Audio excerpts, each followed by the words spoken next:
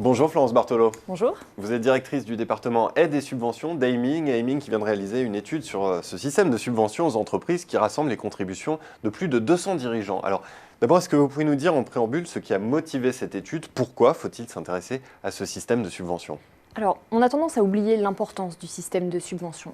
C'est un puissant outil de politique publique destiné à développer les territoires et à aider les entreprises à mener des investissements ambitieux. Innovation, environnement, investissement de capacité, recrutement. Les entreprises peuvent en outre bénéficier de subventions à chaque étape de leur cycle de développement, depuis leur création jusqu'à leur déploiement à l'international. Et sur une échelle plus large, il y a donc un véritable enjeu de compétitivité économique. Les fonds disponibles, qui sont assez conséquents, visent en effet à orienter l'activité et les investissements des entreprises.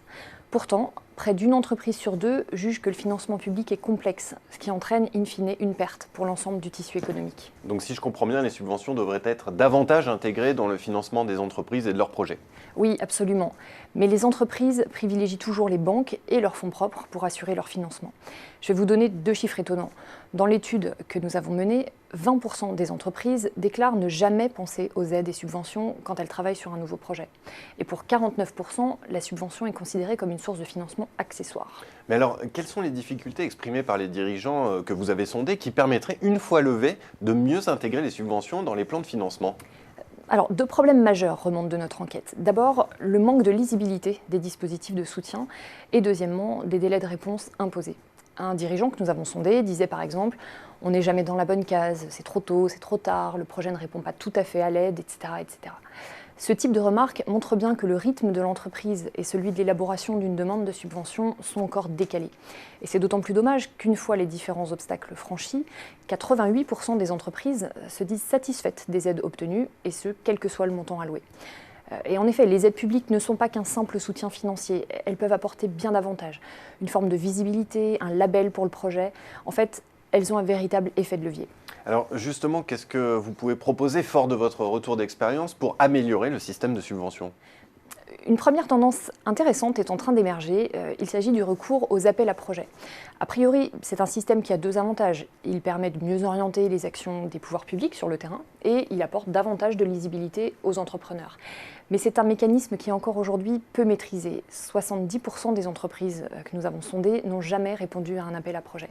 Alors pour nous, le risque, c'est que cela se transforme en un frein supplémentaire. Pour conclure, Florence Bartolo, quelles sont les quelques bonnes pratiques que vous recommanderiez aux entreprises vis-à-vis de ce système de subvention? Est-ce d'abord de renforcer leurs activités de veille pour suivre ces appels à projets?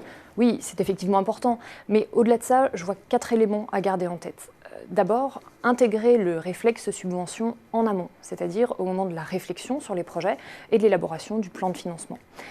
Deuxièmement, vérifier que le projet et l'ambition de l'entreprise coïncident bien avec l'ambition des pouvoirs publics, que ce soit à l'échelle du territoire, de la France et de l'Europe.